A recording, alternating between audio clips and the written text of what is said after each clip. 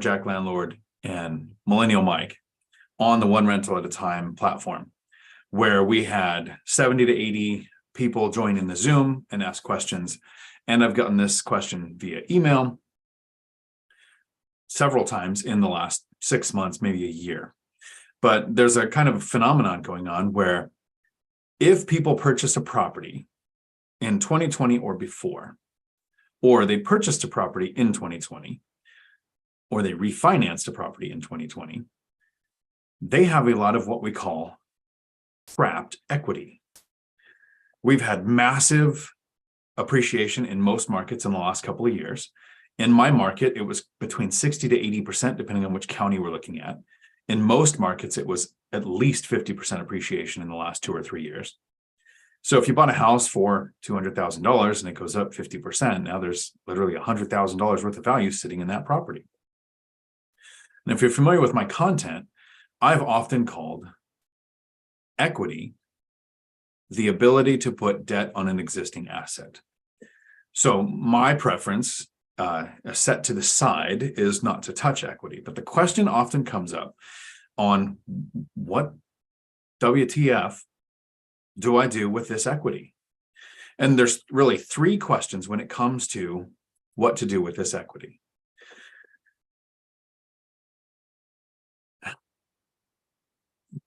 Initially, for like 10 years now, every single year, there's been a reason not to buy.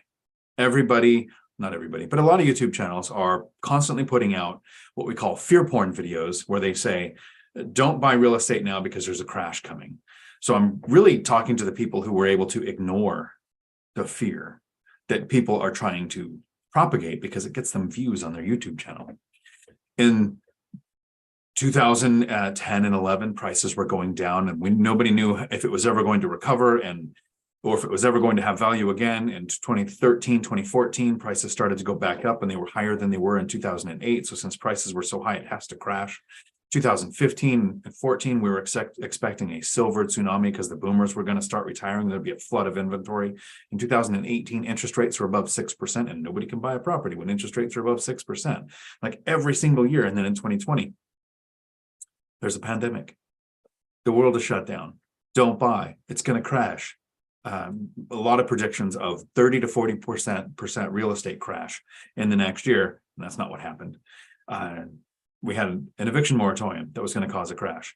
Now we have interest rates are on the rise, so it has to cause a crash. And the last time interest rates doubled, home prices almost tripled, because rising interest rates don't make prices go down, it makes buying power go down. So what we see is a crash in transactions. So if in that last decade, you've been able to see past the fear and actually purchase properties, like I did, you're suffering from the same condition. You have hundreds of thousands of dollars. I have millions of dollars sitting in equity. And the lumberjack landlord actually kind of picks on me because the idea of having debt equity breaks his brain. So the question comes up, what do I do with this equity? And there's those 3 questions I want to talk about. And for a long time, I only had 2 questions. And if you've been watching the advent of AI and AI just kind of taking off, and ChatGPT and all these new uses of AI and AI apps that are coming out, we have a new form of teaching, right? For the last couple hundred years, education was, how do you find the information? With the advent of AI, the new teaching is going to be teaching kids, how do you ask the right questions?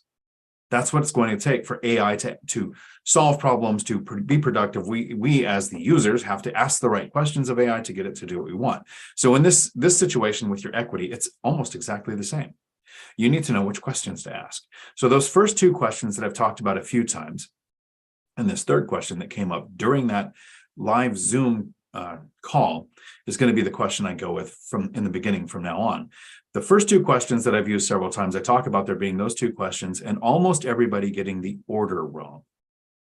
The first question people start with, which is not the first question that should matter, is how do I access my equity? That's usually how the question is formed when it comes to me. So I kind of answer it. And then I talk about there's a question that you should ask before you ask the question of how do I access my equity?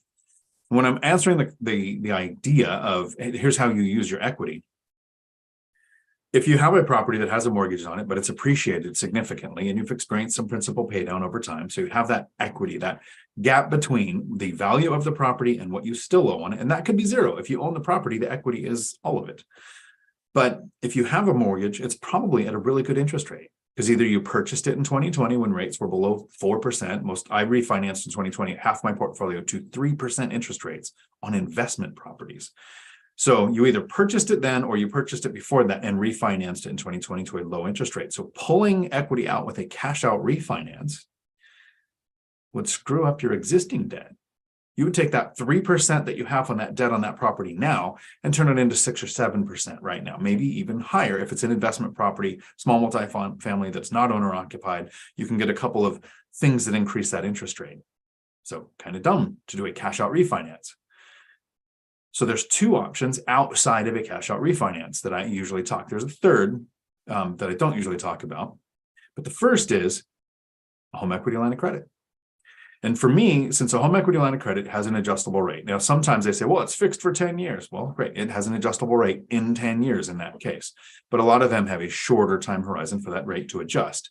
So if you're going to use a home equity line of credit, a couple of things to consider. One, the bank can cancel it at any time. Two, it adds 1% of what you could borrow in that home equity line of credit to your debt to income ratio as a monthly payment. And I would only use a home equity line of credit if I could pay it off before the rate adjusts. Now, some benefits to the home equity line of credit is you only pay interest on the amount of it that you use. Then as you pay the balance down, like a credit card, that balance is still usable as long as the lenders don't cancel it. So that's the first option to access the equity. The second is second mortgage. You don't have to do a cash out refinance and change the interest rate on the existing mortgage. You can do a second mortgage, which will have a little bit higher interest rate than what you would normally get if you did a full cash out refinance, but you leave your existing debt alone by 3 or 4 interest points, full basis points. I would go with a second mortgage. The benefit to this is it's, again, can be 30-year fixed rate debt, but you're going to pay interest on the entire amount because you take it all out at once. If you're going to do a HELOC or a cash out refinance, that's to tap the equity in the asset. And remember, I call equity the ability to add debt to an existing asset. The third option that I don't recommend very often, because I've never met an investor who doesn't regret selling a property. Even Michael Zuber, who did 56 flips in the last 2.5 years, says he should have kept every single one of them. At the Northwest Action Summit, I asked another speaker who was a flipper. It was the real Jesse Lee. I asked him, how many properties do you regret selling? And he said, every single one. That's the normal answer. So I usually don't recommend selling a property to get the equity out, because first you have the cost of selling, usually around 8% for agent fees and closing costs. So you're going to lose that. You have some tax implications to consider. You can 1031 if it's an investment property. That's where you take the capital gains, which is not the total sale price. It's you have the depreciation that's gone down and you have the appreciation that's happened since the point of purchase that you made as a capital gain that you have to pay taxes on. A 1031 allows you to buy another investment of like type, so property to property, and you can buy more properties as long as the aggregate value of what you're purchasing is more than the asset that you've sold. But you have a strict timeline of 45 days to identify the properties, 180 days to close. You can do a reverse 1031. There's all these ways to take the capital gains and redeploy it into another asset. Or if you've lived in the property 2 years out of the last 5, you can benefit from the IRS Rule 121, which means you can have up to $250,000 in capital gains if you're single or smart, or up to $500,000 if you are married in capital gains and not pay any taxes on it. So you can sell the property, take the equity, you can get a home equity line of credit, you can get a second mortgage. I wouldn't do a cash out refinance with interest rates so low. And you can redeploy the funds. So that's how you can tap it, how you can tap the equity in that asset. So that's the question everybody usually hits with me is how do I get to my equity? The question that came up before that I almost always taught people or gave as an answer when I wasn't in a teaching format is I would give an answer of before you decide how you're going to touch the equity. The question that comes before that, to me, the more important question is, do you have a deal that is so good it justifies the increased debt on the existing asset or the sale and loss of that existing asset to acquire the new property that is going to have a cash flow and a yield that is high enough to justify the debt on the asset that you have, and the possible debt on the assets that you're acquiring. And I don't mean, well, I think I could probably, no. I mean, are you convinced, are you absolutely certain that if you made an offer in the market that you invest in on the asset class that you understand, that it would get accepted at the rate that you need it to justify either the HELOC, refi, or the sale of the property? Before you worry about how you get to that equity, what's your use for it? One of the things we had in the 2008 housing crash was people taking out equity to buy boats and RVs and pay for vacations. That's not a justifiable use of that added debt on the existing asset. So those were the two questions I normally answered. And then in this live Zoom call, the question came up twice where somebody said, I have this equity. What do I do with it? And so let's go through that scenario that I started with, and then I'm going to get to all of the questions in the comments.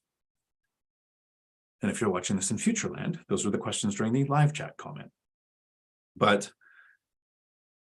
if you purchased a property in 2020 or before and refinanced it in 2020, that means you purchased a property. Let's go with you purchased it in 2018. I'll use an example from my actual portfolio. In 2018, I purchased a duplex for $298,000. And it got me about a 10% return when I purchased it, and cash on cash return. Since then, rents have gone up almost, they went from 1,100 to 2,000 each side. So not quite doubled, but 85 to 90% increase in rents since 2018. And appreciation was about 80, I think my last appraisal estimate was an appreciation of about 81 to 83%. So it's gone up significantly in value. It's worth over $500,000 now. So I have hundreds of thousands in equity. I did a pretty decent down payment, so I only owe probably $214,000, I think, on that property now. So I literally have $300,000 or $400,000 sitting in that property. Each side's rented out for $2,000, and the mortgage on the property is like $1,300. So decent cash flow. And I refinanced in 2020 to an interest rate of 3%. So in 2018, when I purchased it was 6 point something interest rate, but I refinanced to a 3%. So if you're in my market now and a duplex like that one right now would sell for $560,000, and the interest rate that you can get on a mortgage to buy that property is about 7%, at least 7% on an investment property that is small multifamily, that is not owner occupied. They cost $560,000. The interest rate on a mortgage you can get now is 7%. If you were looking through your MLS or somebody called you, a wholesaler called you and said, hey, I've got a deal for you. How about instead of paying $540,000 for this property, I've got a duplex right across the street. Make up the scenario you want. Death in the family, divorce, that one spouse wants to screw over the other spouse. They want to sell this duplex. Instead of $540,000, they want to sell it for $298,000. And they're willing to sell or finance the mortgage at 3% interest rate. So you can buy it right now today for 2018 price and interest rates. Would you buy it? That's a legitimate deal. It's a real property. It'll go through title, escrow. You make the payments, you buy it, you get a real note. It's going to be just $298,000. Let me know in the comments. Would you buy a property in 2023 at 2018 prices with 2018 rates? Because here's what I do when I talk about equity. You already own it. You have that asset. You have the asset that you said, of course I would buy it at 5-year-old prices, at half or lower interest rate than what I can actually get it today. And you want to sell it to redeploy fund? You want to sell an asset that you would pounce on to buy. So when it comes to what do I do with my equity? This is a quote from Cusco. No touchy. Anything you do with that equity is adding risk to something that's already performing. The 3 questions in the right order. First, would you buy the asset right now at that price and that interest rate? If that's the case, why mess with it? 2, do you have a use for those funds? A productive use for the funds if you're going to HELOC, cash out refi, or sell. And 3, then you decide, how do I access my equity? Don't leave the live. I'm going to do an outro right here for Futureland, because this is where the video will be cut out and made into its own video. And someday I'll make this make more sense, but not today. Until my next video, thanks for coming to my Dion Talk. And now I'm going to answer questions in the chat. So, howdy. I have a friend that should be joining me any second. Hopefully he's been watching the intro and he knew it was going to be a rant, and he's going to jump in and join us.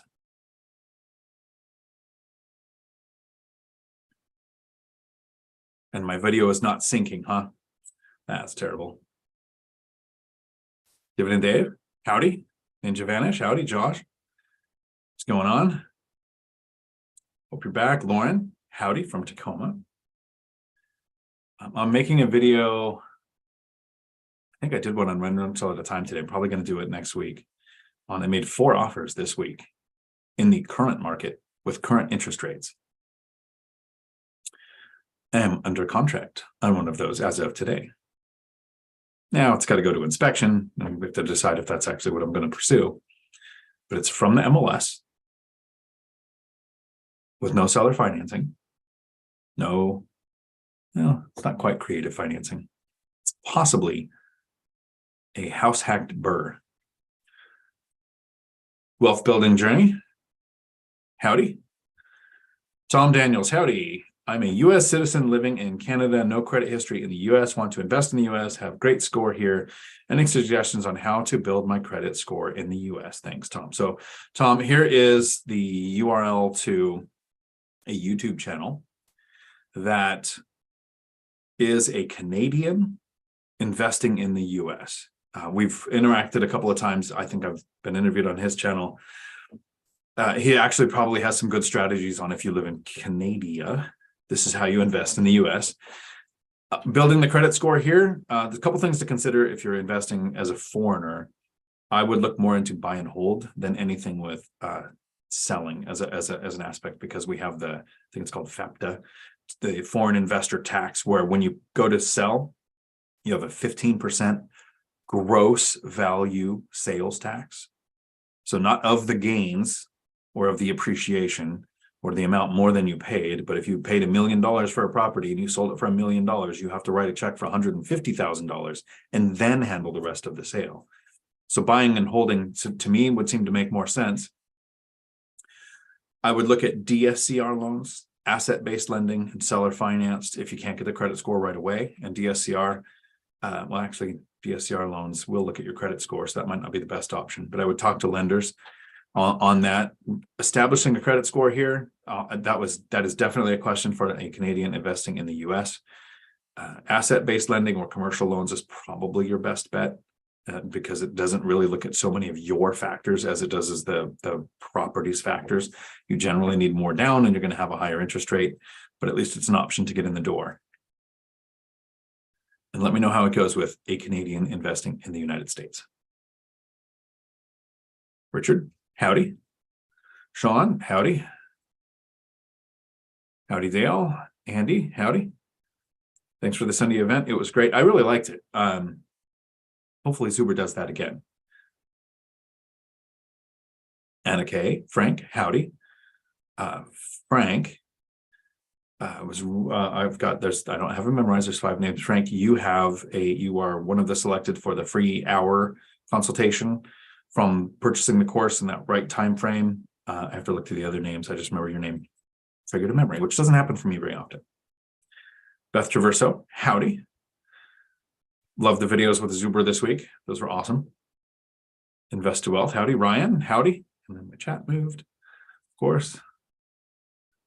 Stopping in for a few before my next work call. Going to text you this evening, Dave. Nice. John L. Dion, how you doing? Couple men late, listening at 1.5 speed. Good. I sound like a chipmunk. And the video wasn't keeping up. So, of course, Dave makes the comment. Wolfmaster, howdy.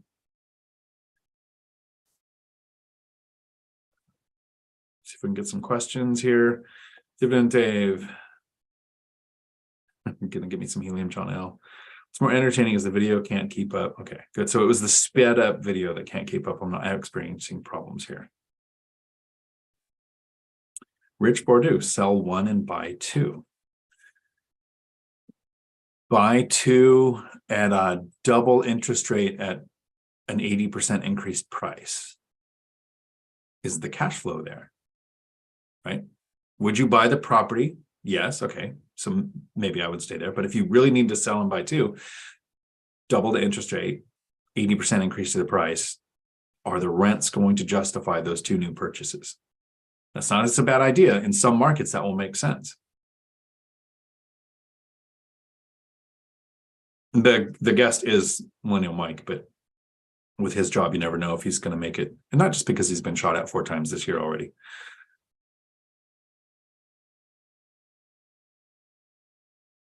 Dividend Dave makes a great point. Dion, I made an offer in this market. Don't you know it's going to crash?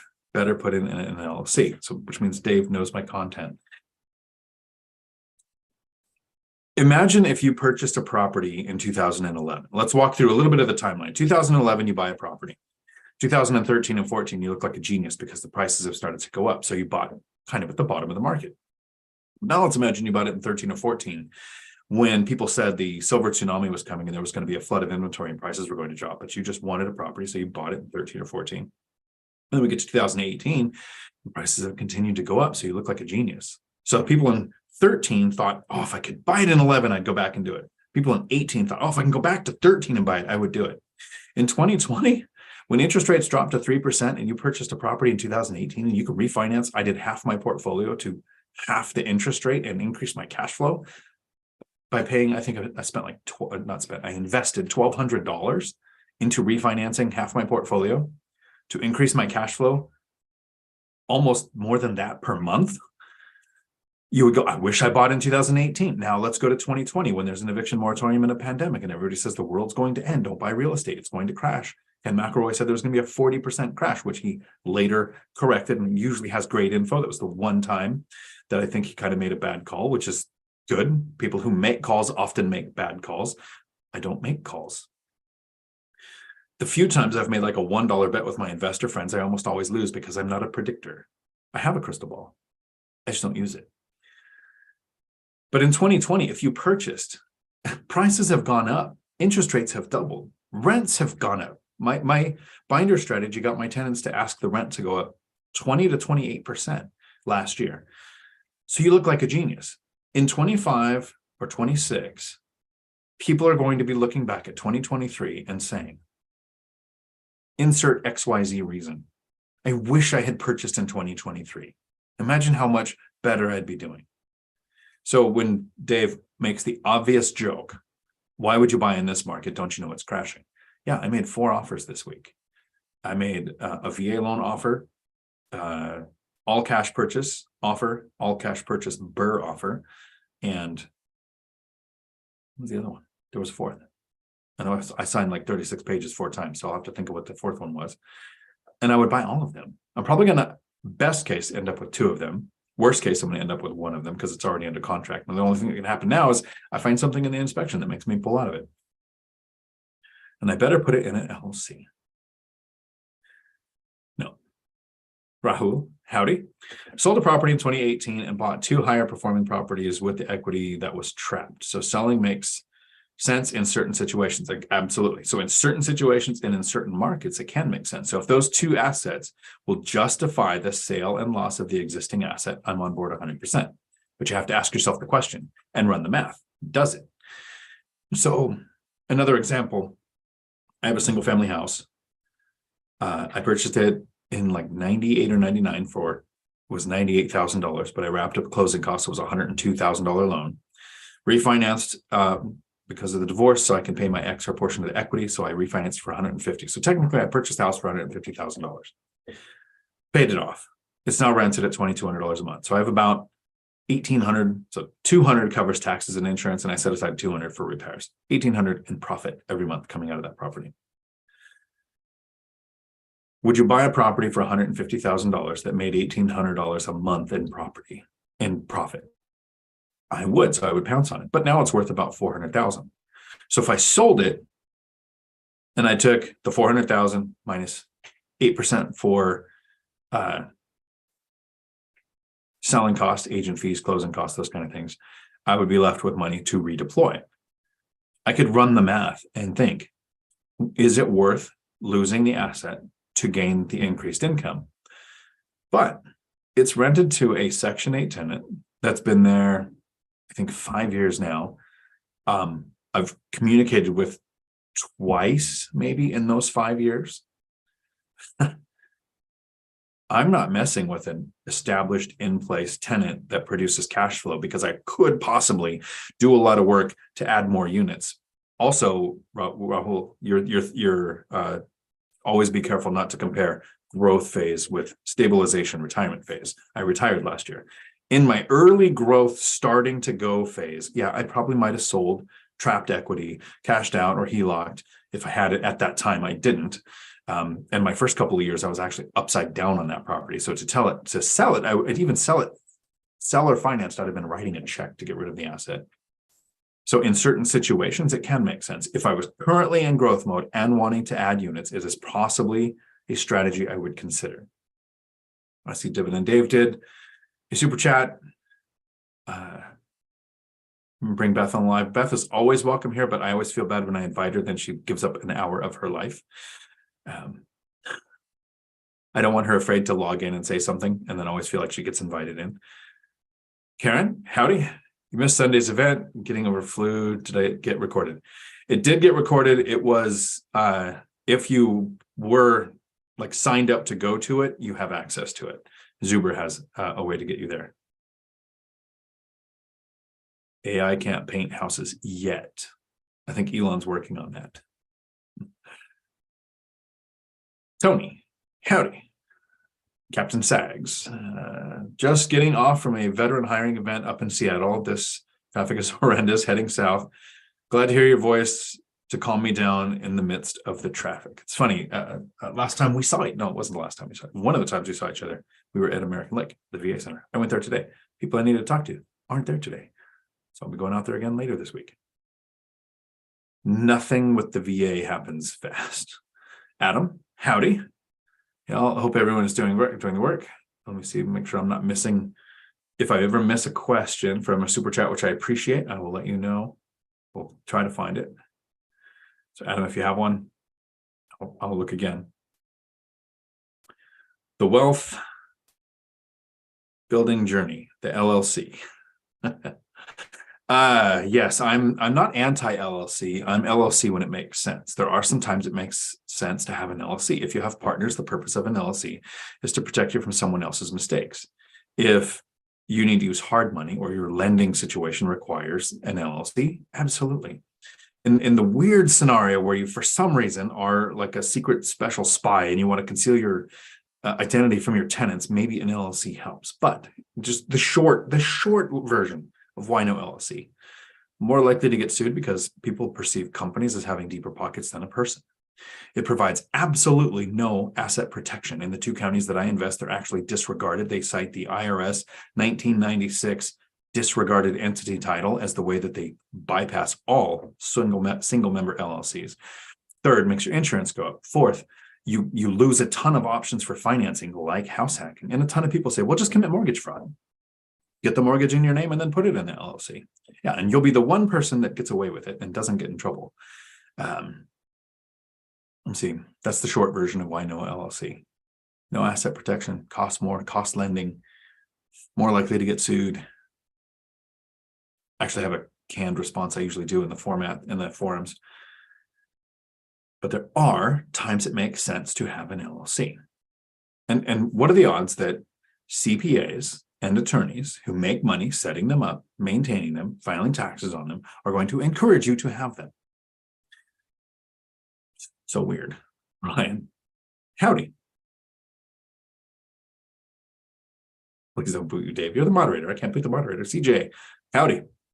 I see a super chat from Tom came in. Give me some of that equity and diversification. I think that was the chat you sent me earlier. I could just give it all to my friend Tom.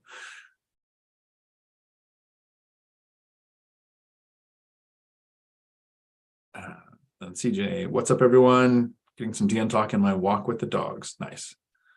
People underestimate the power of walking. Beth. Can I crash your live stream for a few? Absolutely. Why did it take me that long to find it?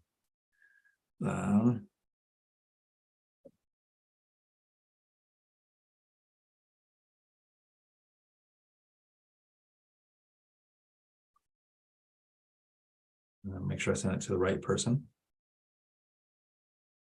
You are always welcome, Beth. Of course, that is not the right thing to send. I need a 10-year-old around here to run the tech for me. Okay. The wealth building journey from the call. Okay, good. Emily, howdy. Can you get a home equity line of credit from any lender, or does it have to be from your current lender? You can get it from any lender, but not all lenders always offer them. And you can actually get a home equity line of credit on your primary residence. You can get an equity line of credit on your rental, which I call a relock. It's basically just an asset-backed loan, and lenders change constantly. So if you check with lenders and they say no, you can check with that same lender in 2 weeks, probably get a different answer. But check with different lenders. It doesn't have to be the one you have the current mortgage with. The current lender has a note in first position, the HELOC, the relock, second mortgage. Can be any lender that's comfortable with that position that's not first.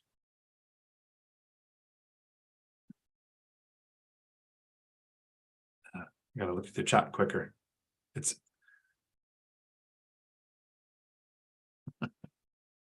no, Dave, I didn't see the hint.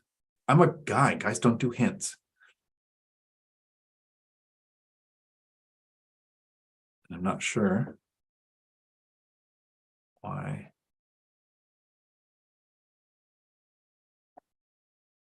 Yes, Beth, you absolutely can. I got the message and I sent the link. You should have it in your email.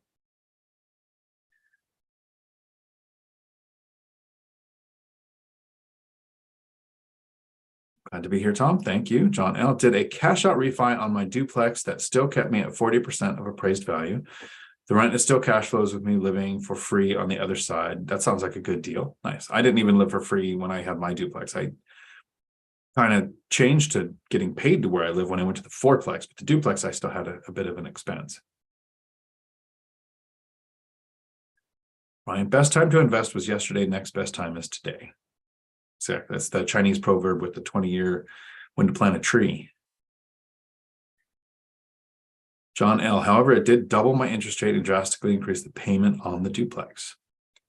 But if you found a use for the money where you actually put it to work, then I'm okay with that. I'm just checking to make sure I'm not getting messages from Beth. Well, she tries to jump in here. So I sent the link.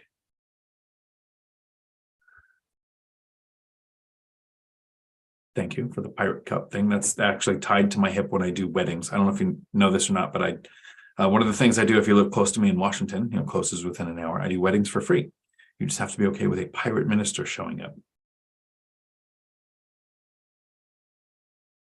Aloha, Mark, financial firefighter.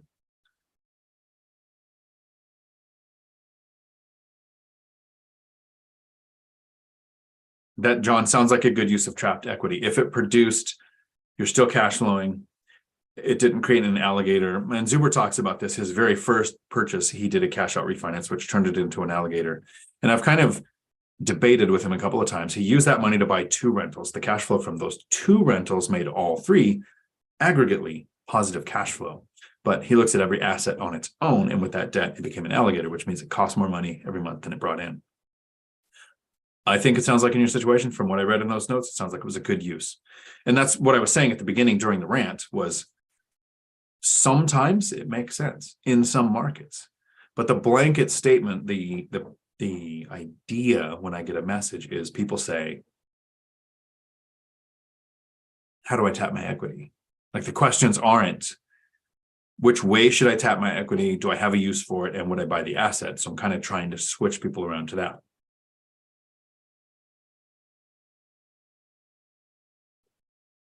Adam, I have an LLC with a partner. Yep. It makes everything more difficult. It does, but it protects you. But your first place cash, now that we want to use leverage, it's tough. There will be no way around having more money in the deal. Yep. So commercial loans, higher down, higher interest rate. Dividend Dave, what was the best part of the Northwest Action Summit? Seeing you, of course, Dave. What else could be better than that?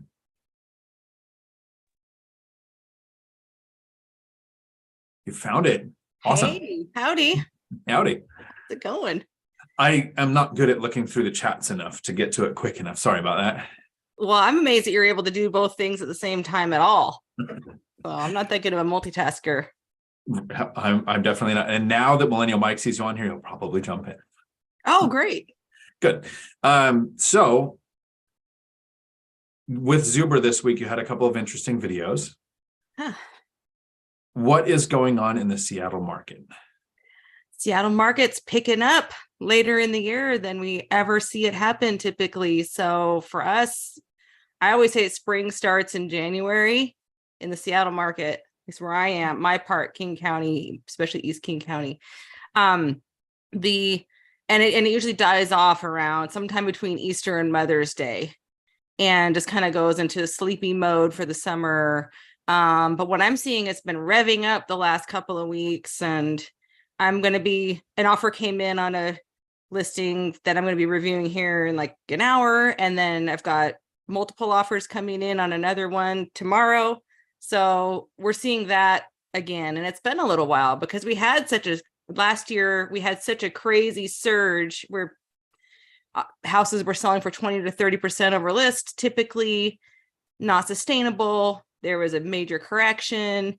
And then that's where we were last summer, where things were just crickets no matter what you did. And I'm not seeing that this year. And it's not summer yet, but we're starting to get into that season, and it's really interesting. I don't know that it's going to be any slower for sellers or buyers. The ones that are out there are very active. There's a lot of people maybe on the sidelines, a lot of sellers on the sidelines, which is keeping our inventory really low. And that's really what's fueling this, and the buyers that are out there are buyers that weren't probably looking last year. So they're not still sore from the fact that they missed out on 3.5%, 4% interest rates. They're looking at what's going on today. Now rates have been surging a little bit, and they're over 7, I guess, officially today. So, but I don't think it's going to hit a wall like it did last time, because it's not as rapid it's not like that whiplash market that we had before. So that's what I'm seeing right now. I'm still seeing more houses going pending than new listings coming on every week. That trend has been going on for a while now, and it's still happening. So I thought this week we might tip the scale a little bit, but nope. When I checked today, we were back to more pendings than new listings. So that's I would love to see some inventory. I know. Please bring the inventory. That's the message. So I shifted my search parameters to cover a couple of new areas, which I'm not sharing publicly yet until I close on at least one of these properties, because I found Text two markets. me if you would. I'll send it to you. I'm absolutely. curious. But I won't betray your secret, but I would love to know. I found two markets where the numbers make sense. And that's why I've made 4 offers in this week. And that's after I went and drove the neighborhoods, did a rent box study. One of them I made an offer on. So did like 10 other people, obviously. So that was a great deal. Another one's been sitting for a while and has some issues that I'm willing to solve. There you go. So I'll send you those 2 areas. But for anybody who watches my content, basically what I do is I take the high cost of living area, which in my area is Seattle. And then I kind of drew circles around that. And as I went out, eventually I hit Pierce County and Thurston County, where for the last 10 years, rents and prices made sense. Yeah. For the last year, they haven't. So I shifted that circle a little bit more. And you'll understand this, Beth, over the bridge. Mm-hmm. That's one of the things I shifted here. Yeah. And so I'm under contract on one that's going to be a live-in burn. You are under contract? Under contract as of today. Oh, congratulations. That's great. Yep. Live-in burn. Oh, cool.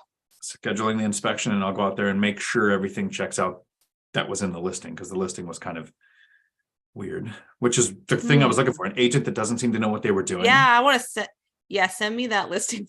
I'll send it to you, because I drove to it and I walked in and I was like, wow, this is not what it says in the listing at all. I love those ones. You have to be the one that can like sort through the BS and the good stuff and figure out what the real story is. Yep, that's how I got my fourplex. It had one photo from a bad angle that made it look like a big box, and I get there and it's 4 townhomes with garages. What? Ultimate purchase. Love those. Are they doing offer review dates over there, or is it first come, first serve? Well, so there are offer review dates. One of them had an offer review date, and that's the one where I found out there was a bunch of other offers, at least 10. And the one that I looked at made the offer. I did, you have 2 days to answer because they have an offer review date. I did higher earnest rate. I did at asking. I did a appraisal variance of 20,000, whatever you technically call that.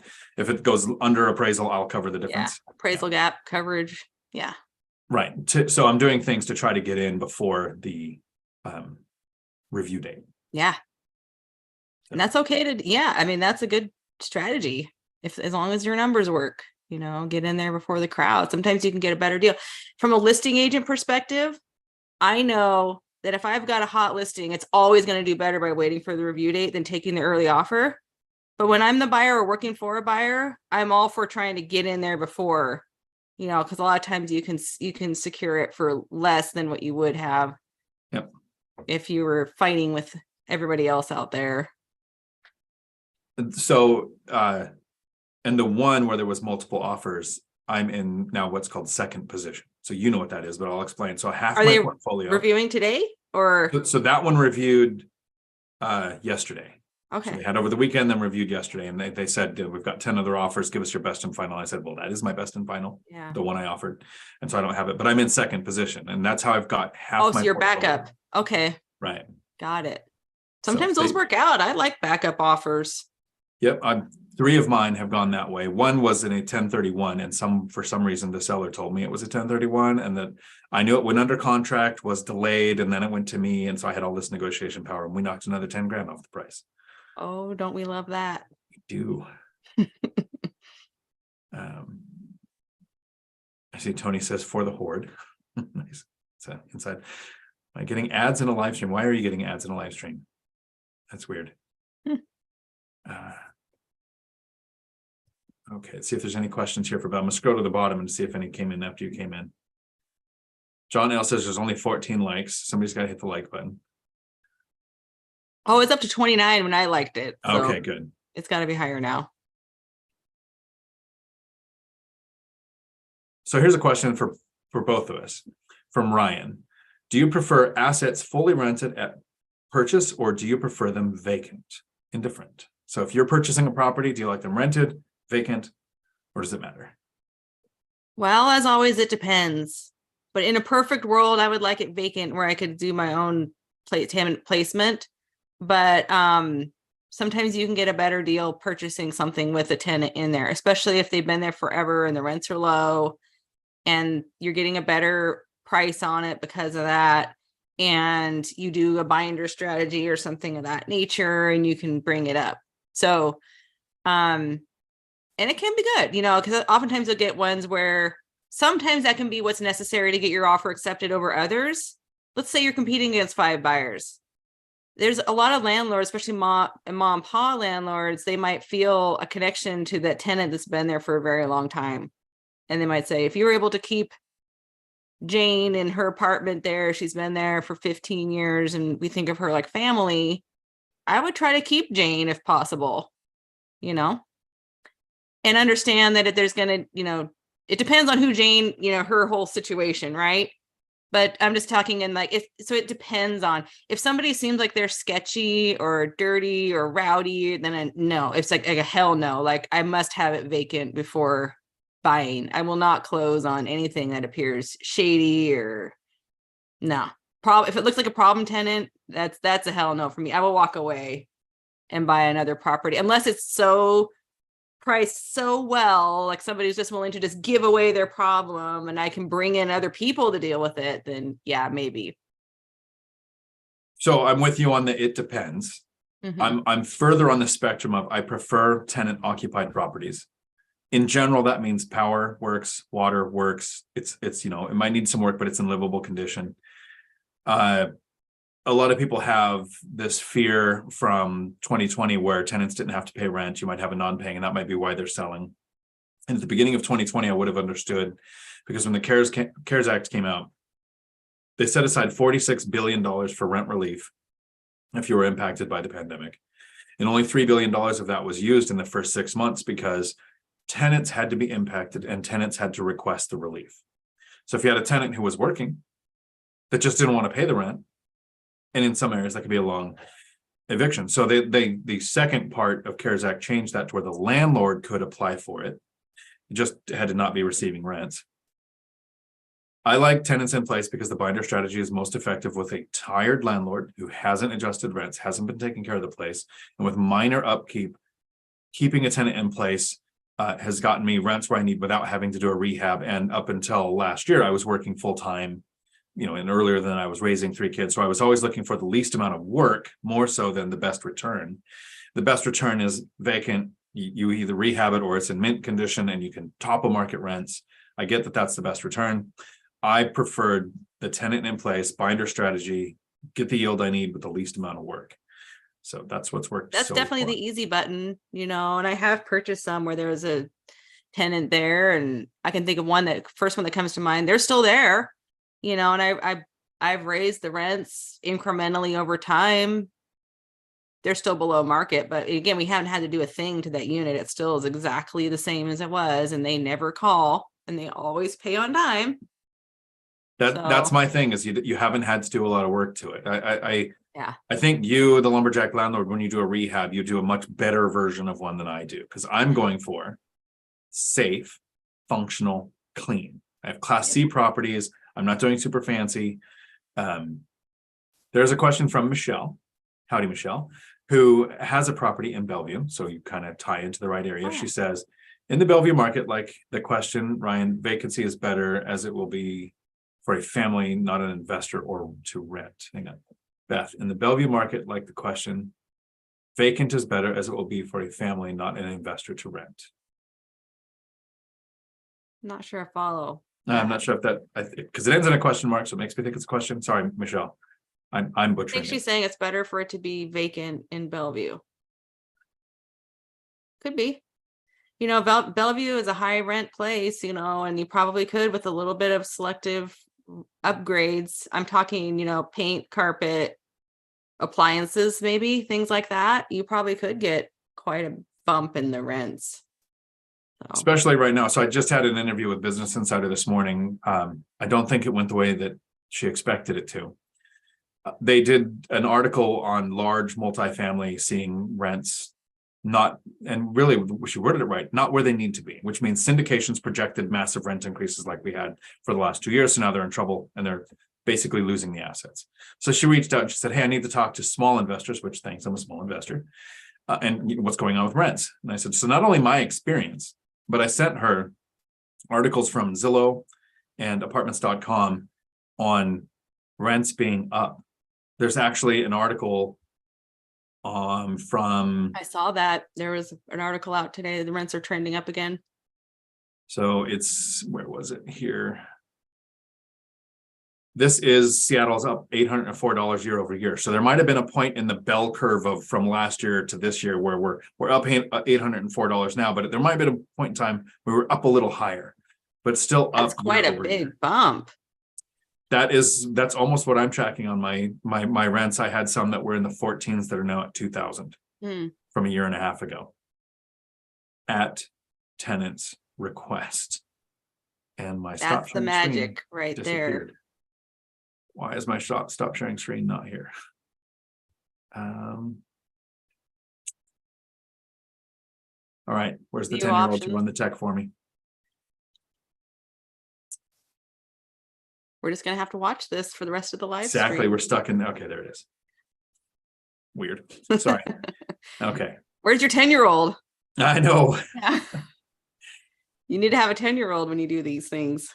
We need one around. We need Mike to bring his kid around to do this. There you go. Rob asks, how stupid do prices have to get before you start selling? I never think of it that way.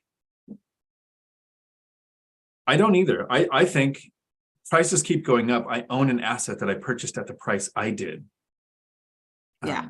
I'm long-term. So, I have properties I purchased way back when, and yeah, they're worth a lot more now, but I still have it and don't want to sell it, and sometimes I have. So only if, just to your point, only if I'm trading to something else that's going to be even better. And there are reasons sometimes to do that, because I've been in this game a long time. Sometimes you have a property so long, it just kind of is like worn, it's welcome out, and you're just done with that property, and it's time to move on to other things and do a 1031 and roll that equity into something else. So, but I'm not cashing. I just made a video with Zuber today where I did actually cash out on something, but that's really rare for me. I talked about why I did that, but typically that's not my MO. I keep it, I roll it into other things sometimes, but I've never, if 10 years ago, I'd be like, oh my gosh, I can't believe that house I bought for 250 is worth 500 now. And now it's worth 900. It's like, if I took that money at that time and didn't do anything else, then I'd be behind. Right. I mean, and anytime we look back, it's always easy to go, okay, this is exactly what I should have done. And I like how you said, if I could sell the asset and buy the thing that makes sense, sure. If prices go up so much, to Rob's point, if they go up so much that it's a number that says I should sell, for me, that means everything in that market prices have gone up so much that if I sell, I'm going to be buying an also expensive asset. So Yeah. it would require me investing probably in two markets, one that skyrocketed for certain reasons and the other one that gets the cash flow that I want. Yeah. And I have sold and purchased others, assets that I'd had for a really long time. If there's a problem house, every once in a while you get one that's just a big pain forever. And there's been some of those that I've just sold just because this one's high maintenance. It just seems like it's always high maintenance. I'm going to buy something else because I'm over it. Or, I like to do value add over time. And so for a while there, we were picking up properties that had been upzoned for townhouses. And I haven't built any townhouses yet because the single family homes that are renting are doing just fine, but there's an upside there. So later, or some developer might decide to make me a great offer later, and so for me, that's better than what I had before that I sold. I had my couple properties in Seattle, and it's very, very difficult to be a landlord in Seattle now, and just getting more and more and more difficult. So a while back, I decided it didn't make sense to keep those anymore. And so I sold them and purchased things that were closer to where I live now, which is 20 minutes east of Seattle. So I see Mike is jumping in here, and he's in the green room on a phone. Yeah, what's up? I saw Beth. I had to jump in. That's what I figured would happen. Were you out getting bad guys? No. I actually have a day off. I spent all last week SWAT training. I had a mission yesterday, but today I had to go pick up my truck from the mechanic, and I was like, oh shoot, they'll close by the time the live stream's over. It's all good. I had a question for Beth, but I want to get to Michelle's question here. She sent a super chat and clarified her question. The house is 1,300 square feet, updated to its potential. I think rented at top of what it could, but a mortgage payment would be at least $1,000 to $1,500 more than what it rents for. That sounds like Bellevue. It does sound like Bellevue, yeah. Especially if it's single family. Even Pierce County is that way. Pierce County, you can rent for less than your mortgage would be. That's why buying them just hasn't made sense. Actually, what I would like to do, Beth, to put you on the spot. Can I connect you and Michelle? Sure. Because I've met with her a couple of times. She's been into our local meetups. She's in your area. She's actually got a pretty detailed situation going on with trying to decide what to do with a property in Bellevue. Oh, okay. Yeah, so I'd love to connect with Michelle if she'd like that. I'll connect you guys with an email, and then you guys can maybe talk offline. And I think you're probably the best person to answer her questions. Yeah. Okay. Side note for Michelle, she has decided to partner with me on one of my properties out in Gary. And just so you know, Michelle, because I think I texted you yesterday, the inspection is scheduled for Friday, so we'll know what we're looking at out there, and hopefully we pick up this 4-unit building. Wow. That's exciting. Michelle's pretty cool. Wait, did Beth talk about how she's recycled capital? Because we at least need somebody educated on the subject speaking in the stream.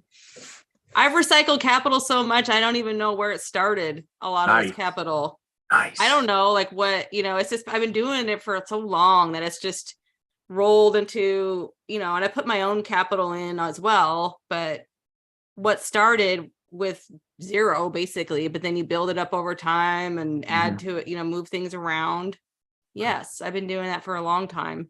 What was your point, Beth? We were talking about a property you were buying that you had, I think, a few builds on the property that were going on. And then you were going to recycle capital there too. Like, oh yeah. So I do have, that's our next thing that we're going to be working on. I purchased a property out in Cleellum.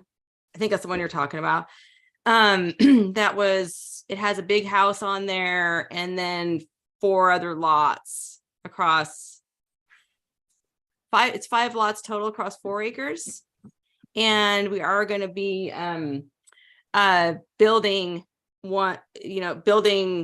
cabin style houses on each of those lots. And I haven't decided yet if I'm gonna keep them and rent them and do like kind of like a build to burr, or what's the term for that? You build it and you burr it. And because we own the land free and clear, we got a really good deal on the package.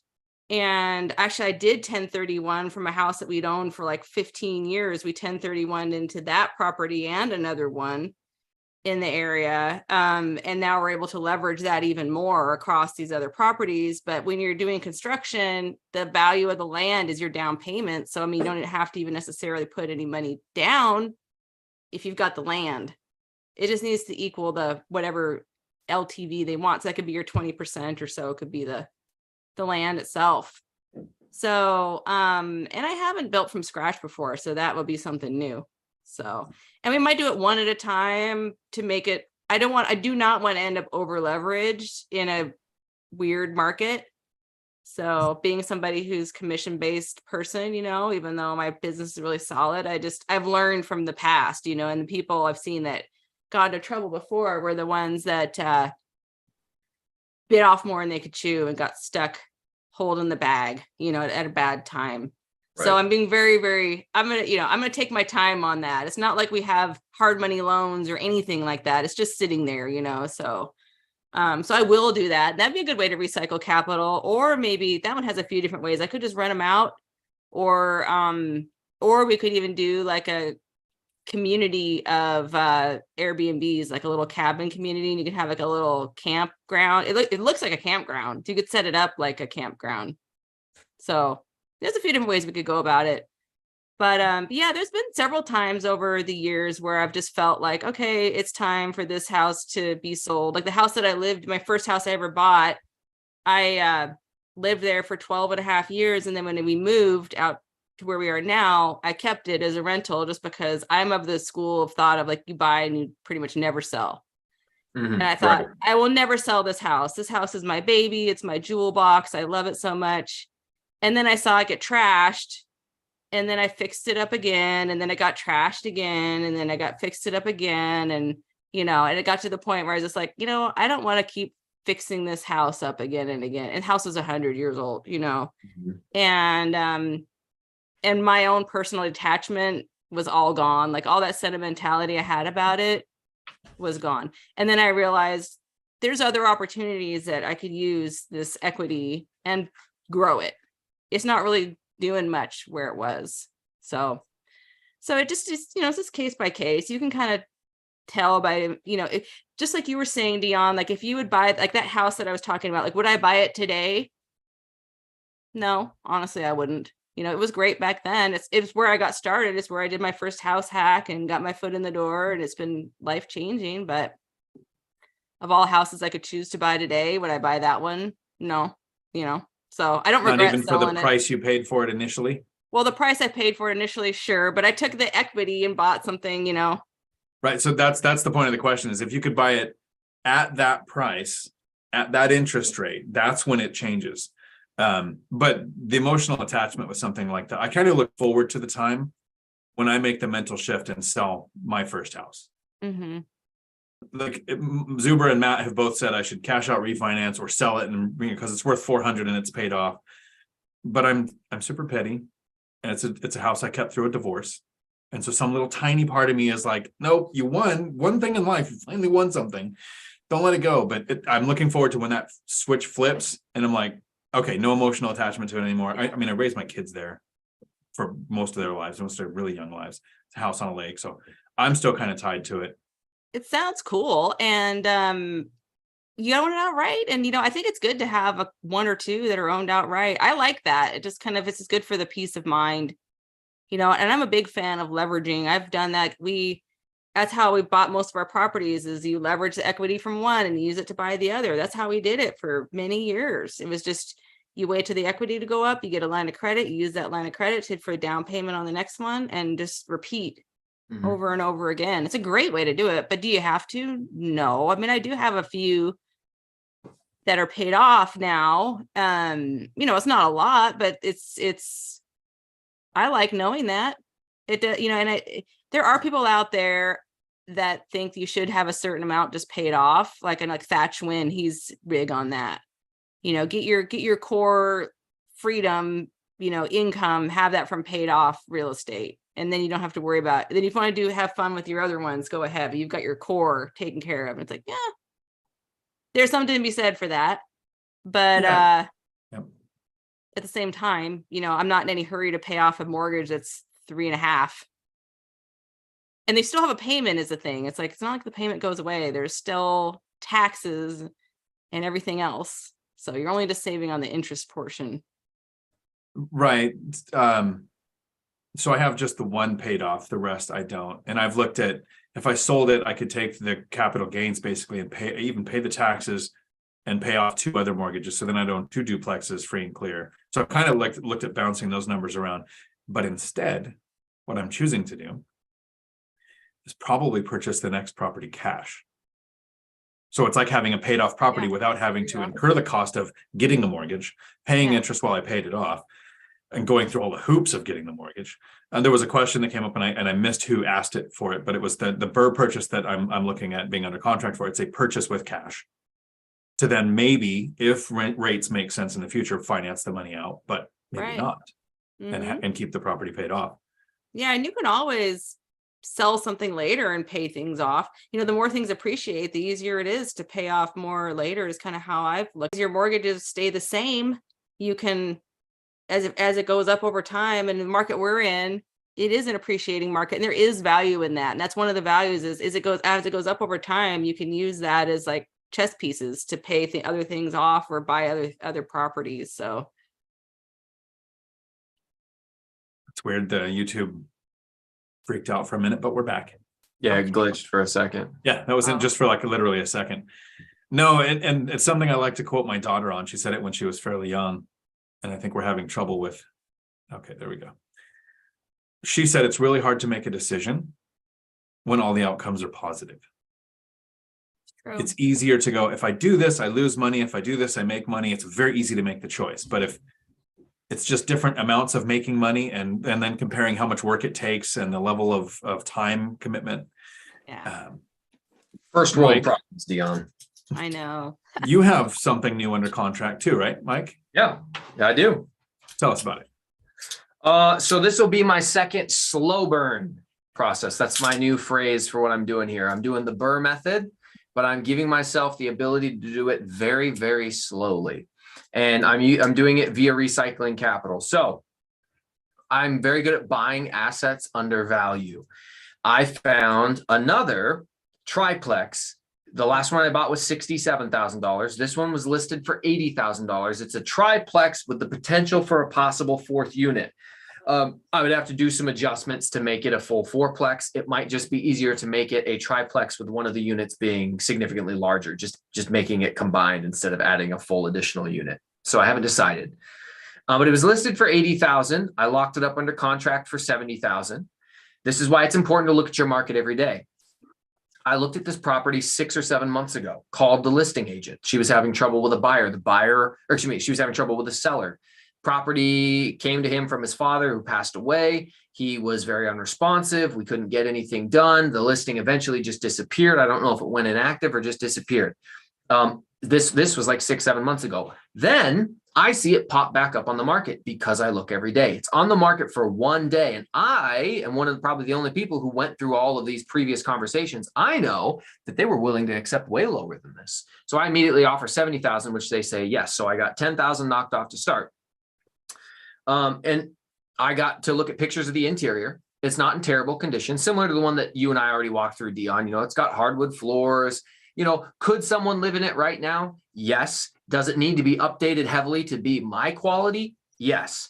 So I'm thinking I can do my same $30,000 worth of updates, new paint, new floors, some new appliances, new counters and stuff like that. Get it spruced up and looking much better. I'll take the value from 70 to 160 as a minimum as soon as I'm done fixing it up.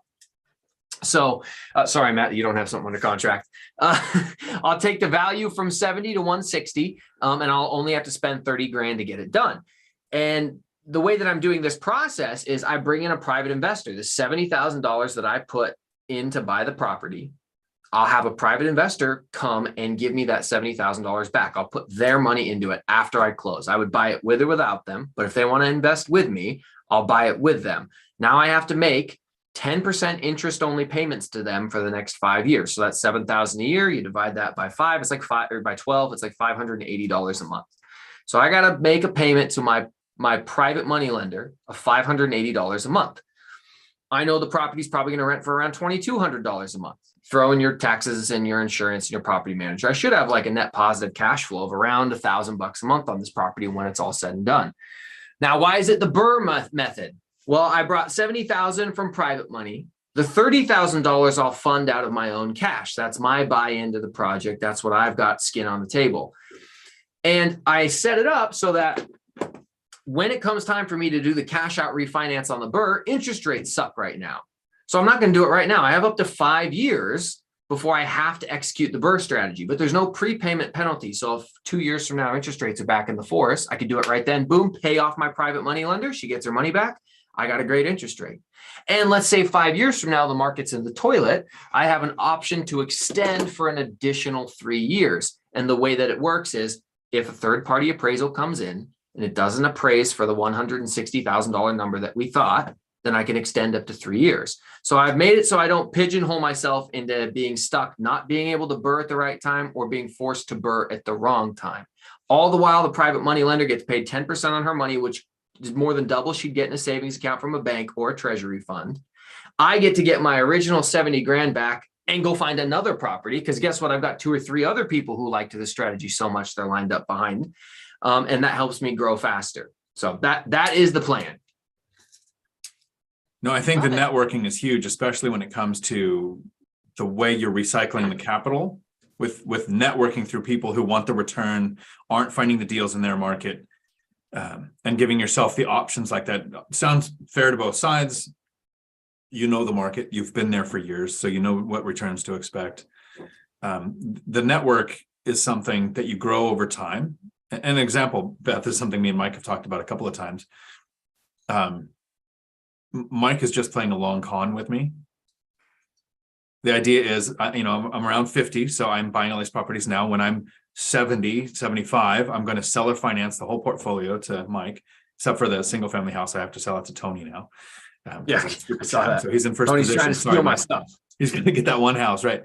And then I'll make a note, 30-year note, fixed rate debt for the seller finance with him that I use until I go away, then my kids inherit it. And I see a couple of super chats here from Lumberjack Landlord. Matt jumps into the chat. How the heck does everybody have something under contract but me? Now I got to go buy something. You're going to have to buy something. I wanted to show this, but it kept showing me all the details of that's. I was doing that as the live stream went through, and like the first 5 minutes that came through. Nice. To finish your offer that you made, or they. So I made the offer. They sent back we have accepted it. I agreed to it. Yeah. Nice. What a stud. Matt sent another chat, by the way. I see that. I want to get to that. I went in between of those. But Mike, do you have a day off this week? I'm back to having Saturday, Sunday, Mondays off. I also have tomorrow off. Okay, so you're off tomorrow? Yeah. You want to go and look at my thing I'm under contract with? Yeah, sure, I will dude. buy you food because I owe you a dinner. Let's do it. And we have to make some shorts. I literally I'm out. I need to make another Okay, 20. we'll make a bunch there.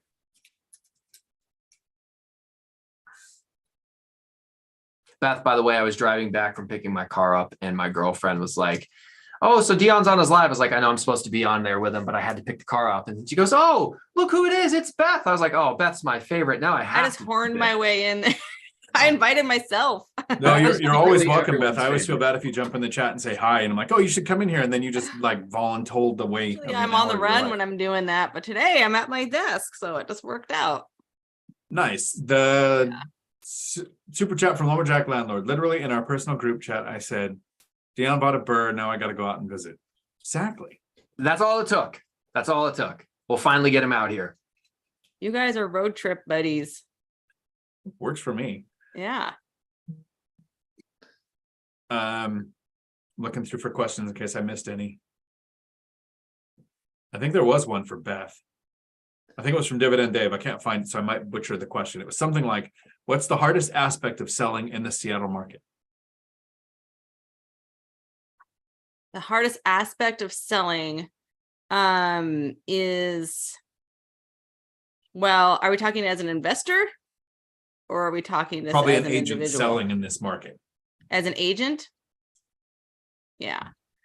Well, for me, it's not hard. So I don't know what, but I've got my process down, my systems and processes and expertise.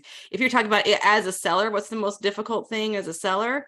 I would say, or the most important thing is making sure you've got the right listing agent that knows how to market the property and price it properly and negotiate it properly. Because you can see with your deal is a good example of when you don't do it right, you're leaving a huge amount on the table as a seller. So the challenge for a seller or a listing agent really is just to make sure you know how to prep it right. Prep is really important, no matter how hot the market is, at least here. If you've got to prep it right, you got to market it right, you got to price it right, and you got to have the right negotiation strategy. So, and if you're a seller that, most people don't do this every day, that's just, you got to find that right agent to partner with that really understands that. And there's a lot of them out there, and they're worth everything, whatever it is that, so versus a discount agent, for example, that doesn't have those skills, or somebody who just for whatever reason doesn't have the skills, it costs you a lot more than you may perceive that you're saving. If anybody has not, they should go to Beth's website because it looks so nice. Traverso Group, right, Beth? What is it? Yeah, BethTraversogroup.com, or if you just type in BethTraverso.com, it'll take you there too. But yeah, that'll show you some examples of listings. Yeah. And so the reason I bring that up is because, I look at my market every day. I also look in Seattle. I look in other markets. I look in Florida all the time because that's where I want to look. And I am constantly amazed because you can tell who is a good listing agent is not just from the way the listing is written and the pictures. I don't understand. I don't know why anyone would ever accept like just regular phone camera pictures. Like, is this really just you're letting your brother sell your house and he's too lazy to do it right? It just makes no sense to me. Like if you go look at my phone can take better pictures than a lot of what I've been seeing. And I never would use my phone pictures, but I've seen some horrendous, where they don't even, like make the bed or like, clean the dishes out of the sink. Like nobody wants to see that. I heard something this weekend at the conference. I want your opinion on, Beth. So there was a real estate agent who made who was presenting at the conference Dion and I were at. She said that every single person should be factoring in staging costs into their calculations because every home should be staged. It's not worth trying to sell without it. Correct. In my market, it's a requirement, and I'm in a high-end area, but it's true. And so I have a stager I like to partner with people who are the best at what they do and make really strong relationships with them. I know you guys do the same thing, but I've got a stager / designer that helps me. So I just talked to somebody just today who is part of the One Rental at a Time community, but they wanted advice on their home and prepping it. And so I'm going to go out there and take a look, but then I'm going to bring the designer in to determine what can we do that's going to be strategic as far as, so it's not just the staging, but it's the prep before the staging. So for example, like you can do some very low cost things to make a house feel remodeled without doing a remodel. The sweet spot for return on investment is not ripping out the cabinets. I've never recommended a seller do that, but just sometimes we paint them and put some quartz on there and replace the hardware with some nice, inexpensive, but high-end looking hardware from Amazon, and replace some light fixtures from Wayfair or Amazon. And it's inexpensive, easy to do. Swap out appliances, put new carpet and paint down. That's usually the extent of it. Right. But it depends, right? So, but I find like doing those basic things will get you a huge return versus not doing it. So even if you have a house that like has old dirty carpet and you stage it, that's not going to get you what you want. You got to replace that carpet.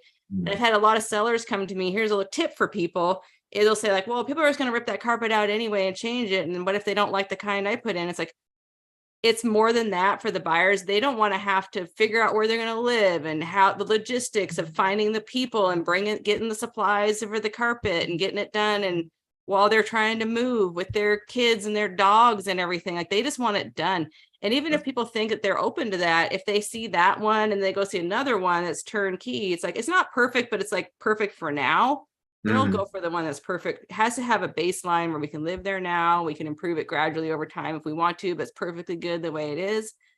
But a lot of people, it'll read as being remodeled just with basic prep like that. So I always budget in the basic prep and the staging. And I work with, unless the person has to be living there in the home while it's on the market, we still can stage to a certain extent. But it's not the same if somebody's living there. But I mean, the gold standard is vacant and staged.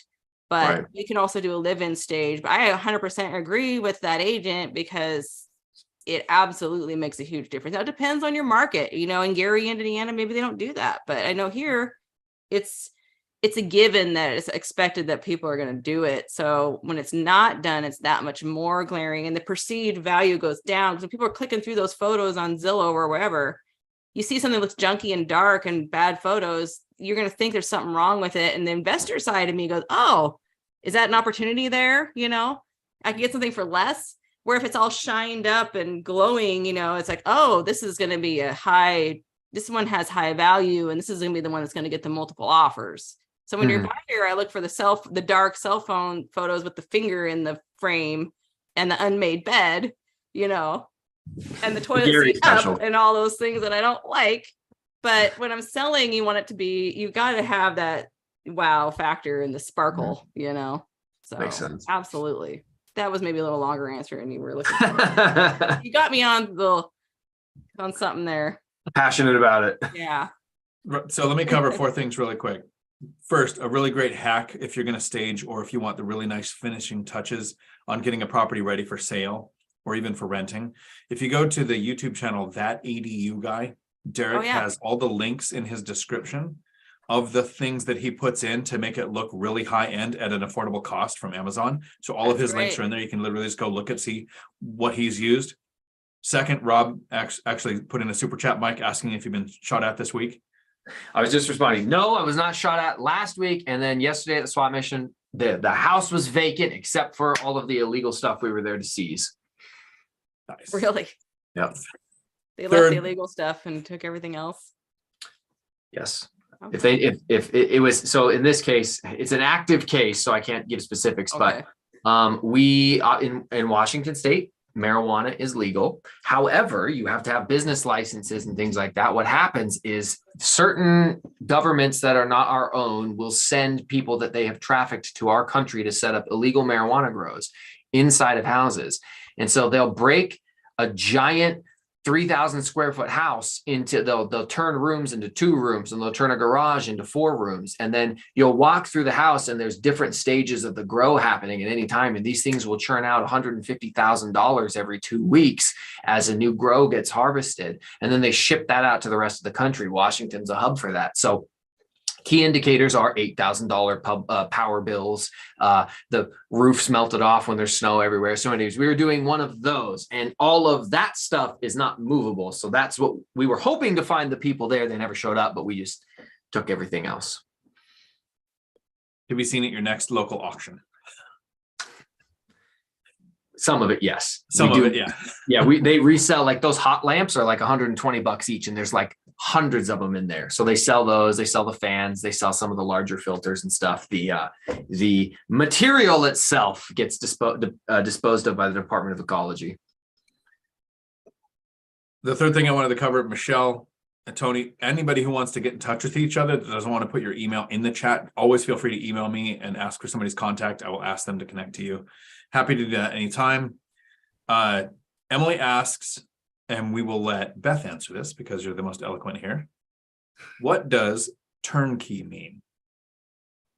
Turnkey is one of those, it's almost like an old timey real estate phrase. It's been around forever. It basically means you don't have to do anything but just turn the key and walk in and move in. It means move in ready. Right. So there's move in ready when you purchase turnkey. Then there's Oh, sorry. There's investment turnkey also. Are we talking about that? Either one. I was just Okay. going to break down really quick because you're right. That's the actual definition. Most of us, whenever we say I want to buy a turnkey property, it means I just want to buy it and there's a tenant there. I don't have to do anything. And then there's turnkey investing like out of state. Is that what they're asking? Right. So Okay. Millennial Mike has purchased a turnkey property, and Gary, I think it was his first one. He used the Olson Group, which is a company that provides turnkey assets, meaning they probably either wholesaled or flipped or purchased to rehab to then set up the management and sell it. And now you purchase an already being managed property. You don't even have to do anything. So that, Emily, is what turnkey means. Yeah. So it's kind of the investor version of that where you don't have to do a dang thing. Mhm. So It's a turnkey rental. You turn the key and your tenant walks right in. The tenant's already there paying. you don't even have to turn the key. Julie, howdy, asked a question. Selling my house, should I paint the garage floor? That's a No, Beth question. No? no. It always looks like crap shortly after. Not that it really matters if you're selling, but unless you're doing one of those like special coatings, which I don't think you'd get. It's all about return on investment. And that's not going to increase the value of the garage. You can clean the oil stains off and things like that if you need to. But honestly, people don't really care about the garage that much. They're just looking at the space and how much storage space there is in there or vehicle parking. Yeah, that's a good question for you because I'm not much on selling either. So, Kane, howdy. If the stock market is looking to decline another 30%, where do you think the housing market will go? They are not correlated. They can be, whereas a housing crash can cause a stock market crash. But if stocks crash and people become fearful and they want to redeploy funds, they could cause housing prices to go up. But I don't know if I still have it open. I don't think I do anymore. Beth, where do you think housing market is going to go if the stock market were to crash? It will probably slow things down a little bit, and it depends. If it's tech stocks, then my market's more sensitive to that, which we have seen that. There's also the other side of it where I have investors purchasing right now, and they're not like investors like we are. They're a different type of investor. They're a high net worth individual with lots of cash, and they just want to know where to put it. And they're just like, I'm just going to buy real estate, and they just write a check and just buy cash just to have blue chip properties for later. It's just it's a vehicle. It's an asset to park cash. And so you might have more of those. And I tend to see those in more of the high priced areas. Like you might get somebody in Bellevue buying one of those cash just to park cash there. So I had one that I had just sold myself that's who bought it. It was somebody who just wanted a safe investment to just put somebody in there. And, it was for them, that's better than have it in the stock market right now. Depends on what your strategy is. But there's not too many of those buyers. It's not like the market's flooded with those types of investors that are just buying things, writing checks and buying things cash, So I think it would slow it down some. I don't know. Would it make the real estate market crash? There's so many unknowns about the whys, there's so many what ifs and whys about that. But you're right, they're not directly correlated. Right. The direct correlation is the problem that I usually see is a lot of people think, if the market crashes, they just kind of call all market. Yeah. Commercial, real estate, stocks, everything. And if you look at some other things, like there's the interest rate trap. Yeah. Interest rates are so high that people that own homes with a 3% interest rate and properties have appreciated really can't sell to move up. They can't even really sell to redeploy the equity to buy a property because it's gone up in price and the rates are higher. Then we have the problem of every decade, a certain number of homes have been built. And then after the 2008 housing crash, building basically almost died. To where in the last decade, we don't have the new builds to add to the supply. So we can't have the move up buyer selling. We don't have the new builds to be sold. What we're going to see is less transactions happen, but at higher amounts. So prices continue to go up, but the number of transactions, we were averaging a little over 6 million a year.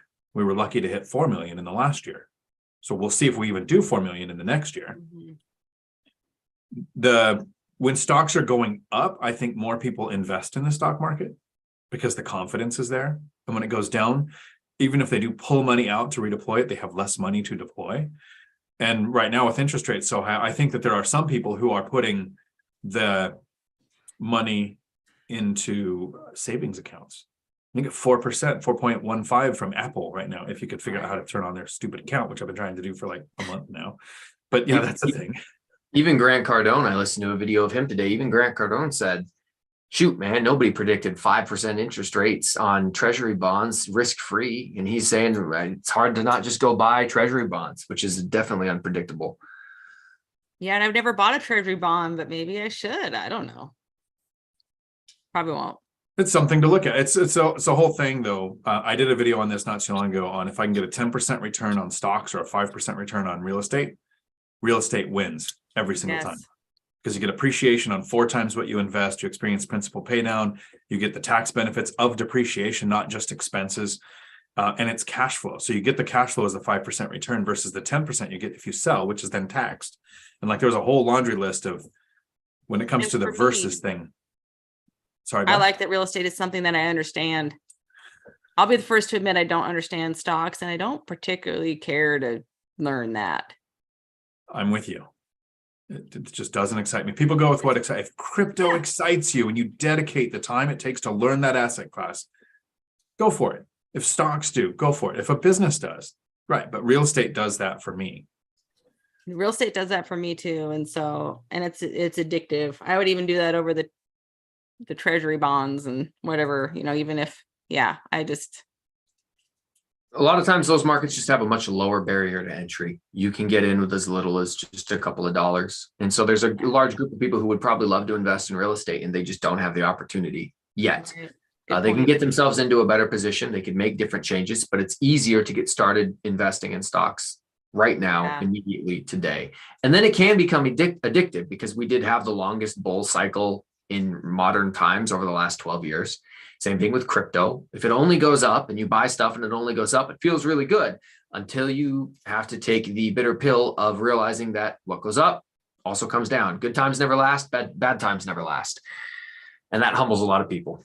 Yeah. And I must just be really bad at it, even though I just dollar cost average and never take it out. But like I do put money into a fund every month and I watch it just creep along and it's worth a little more than I put in 10 years. I mean, if you look at what I put in versus what it's worth now, the contribution rate of what it is now, it's like, sure, there's some gain there, but I know I can do so much better if I'm just working with those funds on my own with real estate. So it's not even close to, I mean, it's like I can do 10x better at least with the real estate. So, but that's maybe just because that's what I know and I'm able to do it. And if I, what fits for me, I would never tell anybody else what they should do. That's just what works for me. So I know a lot of people have gotten really wealthy off of stocks and, and I do have some money out there in those funds just because I don't know, got to do something with it. So got a Roth IRA. Yeah. I have a little bit of money trapped in my retirement account. I'm emptying out this year since I don't have W-2 income. It'll be at the low tax bracket and I'm probably going to end up doing real estate professional this year because I have no other income. Yeah. We'll see. Well, I'll see what my CPA comes up with because I have to spend enough time at least hunting for properties to justify the amount of time because it takes me 2 hours a month to self-manage. So that's not going to do it. But to Mike's point of what goes up must come down, people will say, well, if you're buying real estate and you just keep saying, well, prices keep going up, but eventually they're going to come down, right? Prices do go up and down. Yeah. But rents don't.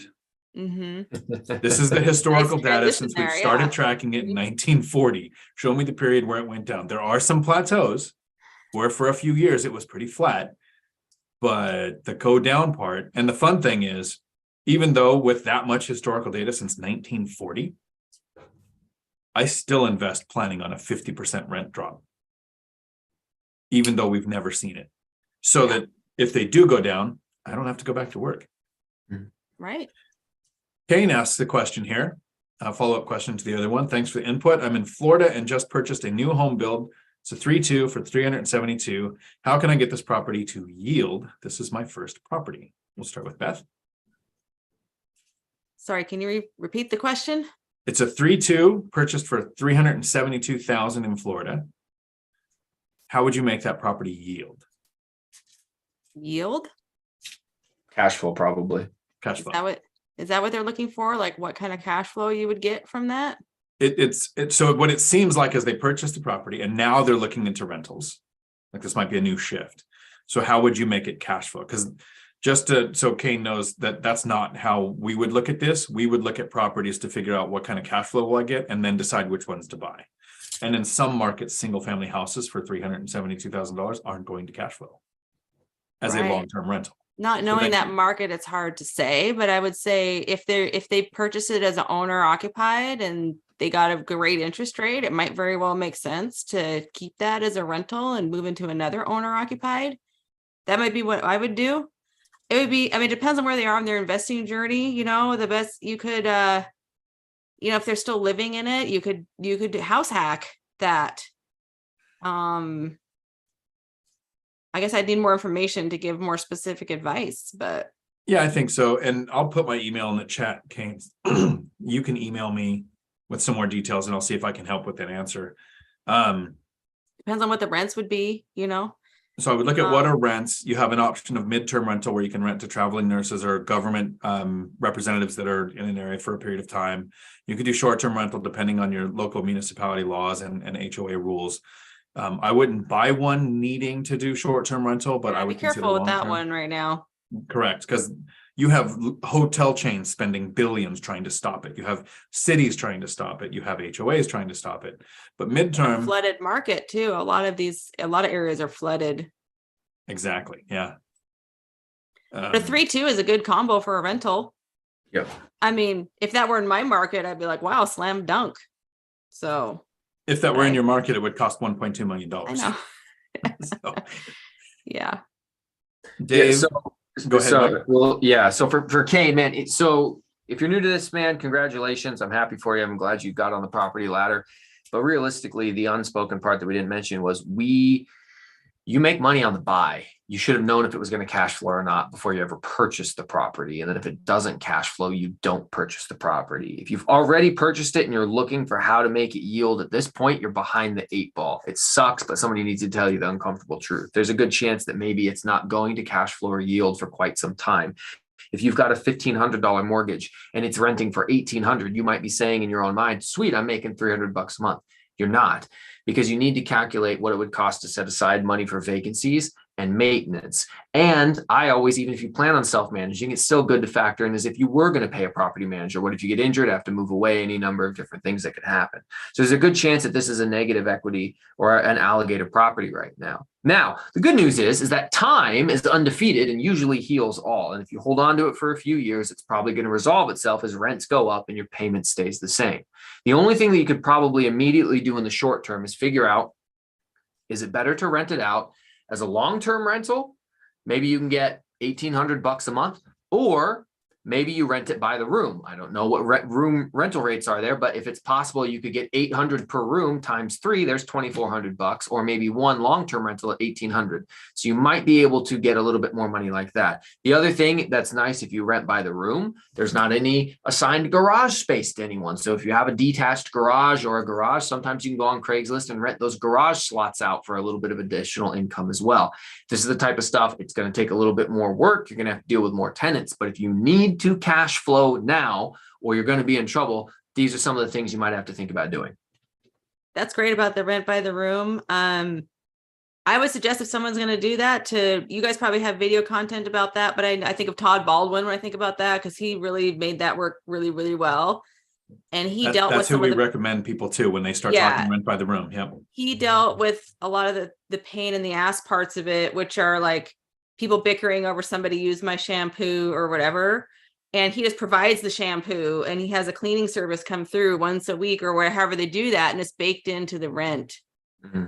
And so, because what you don't want to do is have people calling you about they turned the heat on too high or whatever. Like, it's included in the rent. You because that's what it's going to be. You'll get a lot more phone calls about people. I don't know how he deals with the personality conflicts and stuff like that, because that's something like you get a messy person, a tidy person, and they're sharing a living room. Like, but there's always ways you can work around it, but you will get higher rent for that. My brother has been doing that for years. He house hacks where he lives in the ADU, and he's been renting the house by the room, the main house by the room, and he gets paid to live there, and it's great. So, I mean, it absolutely works. You will get more that way. And I love the renting the garage. That's great, because people spend a lot of money to rent a garage. Mm-hmm. Dude, you try to rent a garage space from like a storage lot that's big enough for a car, like my Corvette. And when I bought that Corvette, it's like $250 a month minimum just to rent a slot for a car. If you could fit 2 cars in your garage and beat the big guys by $50 a month, you can make some good money renting garage space. Yeah, you can. And it's great because garages don't, tend to not complain very much. Yeah, very low cost. Cars don't complain. So, yeah. So there's a question here that Mike can answer from Dave. And before we get to your answer, I'll explain it a little bit. But howdy, any suggestions on getting over my own bias of not being comfortable investing in a war zone like Gary, Indiana, or South Puget Sound for a good return? The reason I want to talk a little bit before you answer, Mike, is to relate those two together. We took a trip to Gary to do a portfolio walkthrough of all of Mike's units, and I made a short kind of making a joke about the bullet hole that came through the peep sight on this door, right? And I literally laughed out loud when I saw that. So Beth, you'll really enjoy this. We come back. Someone shot through my wall into my closet in my fourplex in Spanaway, Washington, while we were gone. So all the picking on Mike I did about being in a war zone here in South Puget Sound, it's no different. Because you said that. Yeah. I mean, I'm just going to say, I know Dion doesn't believe in a higher power, but he should at least believe in karma. Because he makes fun of me and his place gets shot up shortly after. Were you looking at properties, or was that one that you owned that had the peephole with the bullets? No, it was one that I had purchased after. I mean, it was a crap hole before. It was one of 2 problem houses on a whole block that was really nice. And I bought it and I fixed it up. But the one thing they didn't fix up was the bullet hole in the door. They just covered it up. And I'm like, guys, Dion's making fun of me now. Like, no, it's nice now. It wasn't before, but clearly there were some issues before. I hope nobody was hurt. It's funny and everything, but geez, that's crazy. Yeah, it was interesting. But how do you get over silk shirts were hurt? The ones I had made in Thailand on my trip when they shot in my closet. So I need to move to Gary where I'm safer. I guess it could happen anywhere. So, Mike, how does Dave get over his personal bias of not wanting to invest in a place like Gary, Indiana? That is a great question, Dave. And what I'll tell you is that every single person has different levels of risk tolerance. And so what worked for me might be different for you, but I'll tell you what worked for me. First of all, I think that Dion and I have a very unfair advantage. And a lot of the folks that I invest in Gary with are former military or current law enforcement, current military. There is a certain amount of I don't care what happens that you feel when you've had someone like point a firearm at you and pull the trigger. Like, there's not a lot that stresses me out. I've been into houses where people have died, people have been killed, where it's a hoarder house, where tenants are awful. I've had people try to do awful things to me. So like, what keeps me up at night is not, oh, I wonder if my house is in a war zone. But that's different for other people because we all have differing levels of risk tolerance. I get it. I did not like the idea of investing in Gary. I did not want to do it. I thought it was a bad idea. Friend of mine, Mark, who invested on the East Coast and invested in Alabama. Zuber introduced Mark to the Olson turnkey provider that we talked about earlier. Zuber made that connection. And my friend Mark said, okay, I'll buy a turnkey rental from this highly recommended, reputable turnkey provider. I'll give it a shot, even though it's in Gary. And we can all Google how awful Gary, Indiana is. We all know. And Mark said, I'm investing in Gary. Mike, you should consider it. Now, I like to brag about the fact that I'm very good at letting everybody else go first so I can learn from their mistakes and then figure out how to do things the most streamlined way further on down the road. I watched Mark buy the first one, and then the third one, and then his fifth one, and then his 10th one, and then his 15th. And about when he got between 10 and 15, it was the point where I could no longer keep telling him, no, I'm not going to do it. It's a foolish investment decision, and I'm not interested. Because I watched him grow from 0 to like 12. And so all of my concerns, like, aren't your properties being broken into? Aren't you going through mass numbers of evictions? Isn't everyone not paying you all the time? Aren't the tenants a giant nightmare? And when he's sitting there telling me, no, even if he was lying about it, well, if he was lying and it was really happening, well, then why would you continue to buy more if you were having a bad, like if he'd bought 2 and then never bought there again, that kind of speaks for itself, but that's not what happened. So it got to the point where I could no longer ignore the success that I was seeing over a 12-month period to then like a 2-year period nearly. And I said, okay, I'll call the turnkey provider. Okay, I'll call the property manager. And then I started having conversations about people who actually live there, about their processes, about the systems they have in place, about how they find their tenants, about how they vet the right tenants. And yes, Gary is troubled. It's got unique challenges, but also unique opportunities. Here's how you navigate the challenges to take advantage of the opportunities. And the other final thing that really hit home for me, at the end of the day, my first house was a $60,000 house. I had to put a 20% down payment on it. That's $12,000. It's much easier to stomach a $12,000 mistake than a $120,000 mistake on a $600,000 duplex here. Like, I don't want to lose 12 grand. I really don't. But if I'm going to take a chance, if I'm going to risk some money, this is about the smallest amount of money that I can possibly risk. And even if I decided it was totally not for me, and it was absolutely garbage, and I just wanted to sell it, I would still get most of that 12 grand back. So I dipped my toe in the market. I bought the first one. I gritted my teeth and I waited for the phone calls for all the catastrophes, and they just never came. And so I was like, all right, I'll buy another one, and then another one, and then another one. And most of the problems that I've had have been self-inflicted problems of like, okay, I know I'm buying a distressed property and I know it's going to come with an eviction. And so if you're expecting that, it's not as big of a deal, but I just didn't have all the problems that I was worried about. So don't invest until you're ready. If you want to get ready, follow my journey or Dion's journey in the war zone of Spanaway, until you feel comfortable. Here's a question that both of you can answer and something I have not dealt with. This is from Alex. Howdy. Have you ever had to evict someone right after purchasing? I'm going through that right now on a duplex. Twice. Beth, do you want to go first?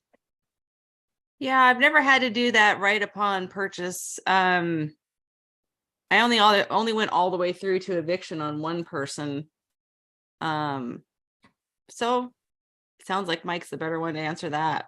Yeah, I'm happy to. So I've purchased 2 properties that I knew were going to, well, one of them I hoped wouldn't be an eviction, but knew it was likely to be an eviction.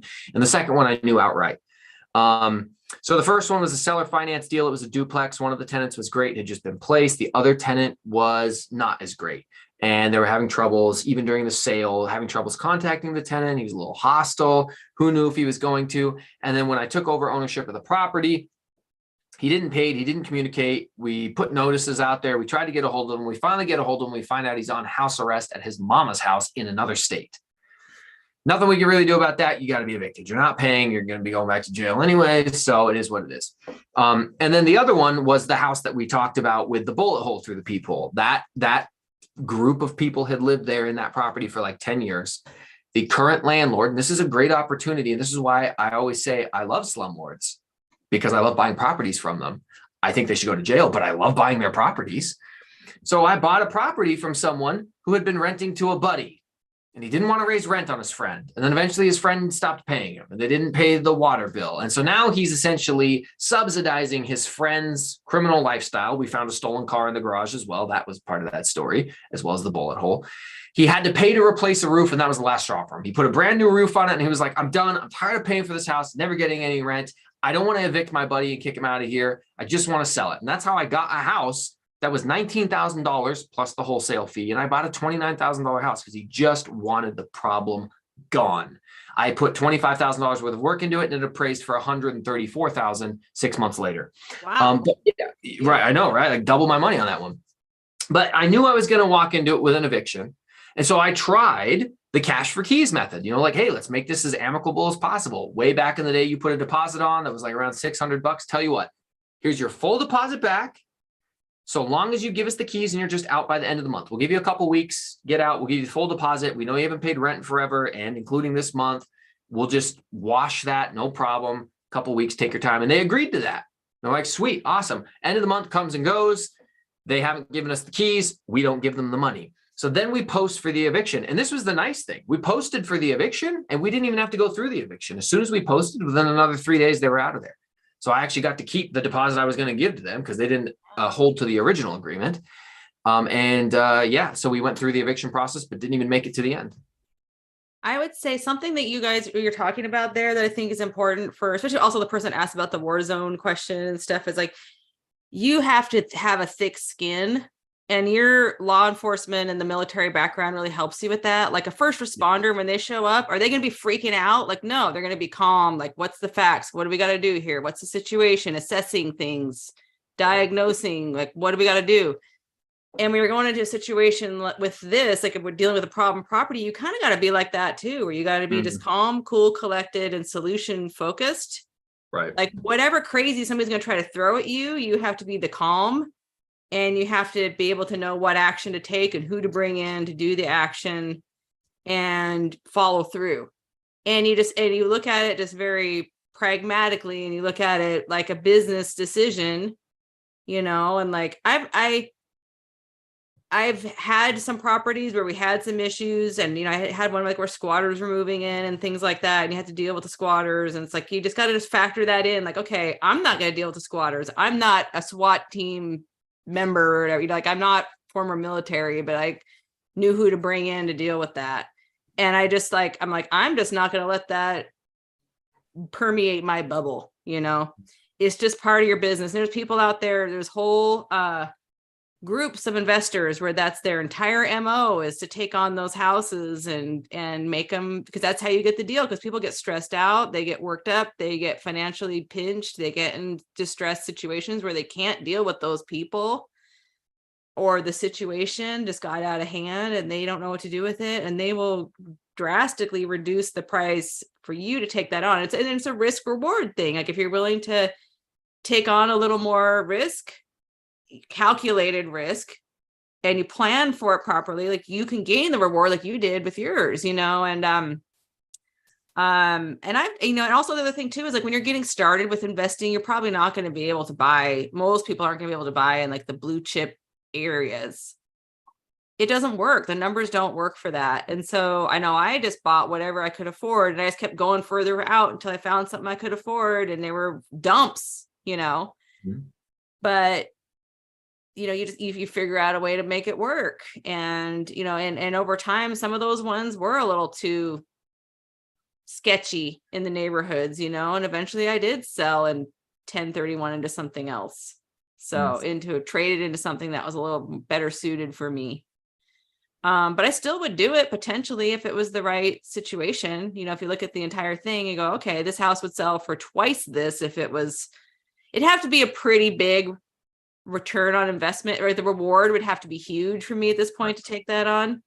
But there are situations out there like that, and it's not always a crime related thing. A lot of times it's just there's a hoarder there's a relative they don't want to deal with themselves because it causes family dynamic problems. Somebody's got health problems and they just can't deal with whatever, and you can do it, then those are how you find some of the best deals in real estate. And so there's always like, there are certain areas. I know, like Dion, you talk about one area in Tacoma or wherever it is, or maybe it's Spanaway, or every area you probably have one, like if you don't cross this line, you stay on this side because the others, that area over there is just too high crime and not worth it. But there's gray areas in there. Yeah, and you really have to know market by market, each neighborhood. I had somebody reach out recently from the town that I was a police officer in, asking me about that specific town has an area where the cops just don't go to by themselves. So sometimes you'll get the question from a newer investor, what if you have to go through an eviction, or what if somebody trashes your property? And for me, the answer is pretty much the same. Plan on it. Mm-hmm. You're probably going to have to go through an eviction. You're probably going to have somebody trash your property. So you need to have reserves to do the repairs of somebody trashing your property. You need to have the reserves to hold the carrying costs of, in your market, the average duration of how long an eviction takes. And that can be anywhere from 14 days to 7 months. So depending on your market, you increase or decrease the level of reserves that you need to have that sleep well at night account, so that when those problems pop up, because they're probably going to, you're ready for them. Yeah, that's key. And don't have an emotional reaction when somebody trashes your property. Yeah, or when people try to come at you to get you to have that emotional reaction, you just have to have your force field up. Exactly. Anybody who can make you angry has power over you. Yeah. And I'm sure you guys have extensive training in that in law enforcement. They got it, because people are always trying to get the cops worked up or whatever, and you got to, and they I think just don't take that both bait. Mike and I got that in divorce court. Yeah. Yeah. I mean, it really is, like Beth said, it's an unfair advantage because, I mean, if anybody goes on TikTok, you can see videos of both cops behaving badly and people behaving badly towards police. I've been called every pejorative you could possibly imagine, spit on, attacked, knives pulled on me. If my tenant's mad, I just don't get stressed about it. I just don't care, man. I'm alive. This isn't going to kill me. So he never would watch my content this far in, or at least I hope he doesn't. But my brother recently took a road trip, and on his road trip, he had to text me how much he hates cops, because on his trip, he gets a 82 and a 55 speeding ticket. How dare he? Stops at a truck stop to buy a couple sandwiches and some beer. He's sitting on the tailgate of his truck in the truck stop, and the cops come up and say, yeah, no, you can't do that, which makes the cop a jerk. Didn't even cite him. Just a jerk, because he won't let him. Some people have a negative opinion of the cops sometimes because of what they do. Not to call somebody out by name or anything, but yeah. I see Dividend Dave gave you enough money in a super chat, Mike. I'll give it to you tomorrow so you can buy a couple of houses in Gary. Just buy me Denny's. But dude, I was so sad. We spent that entire time in Oregon, and you were the person I got to see and hang out with the least. There were so many other people talking to both of us. We didn't get to have a chance to kiss and, make up. So, yeah. Well, you're probably coming over tomorrow, you said, yeah? That's right. I'll be there. Okay. All right. There's a Denny's between here and there. So let me see if we can get to a couple more questions here before we wrap this up. Rob has a good point. Mike, if you make a course, it has to be called Warzone Investing. The course is coming, all right, because not only has Matt been telling me and Dion been telling me, but I got the official call from Mike Zuber to say, it's time. It's time you made a course. You need to make a course. And I was like, okay, I'm 3 for 3. It needs to happen. So we did that private event, and Zuber called me up and he said, about a third of those questions were directed towards you and out-of-state investing. So I was like, all right, you got it, boss. I'll get on it. And somebody else has paved the way, somebody else on this call. All you got to do is just like get the framework and build it.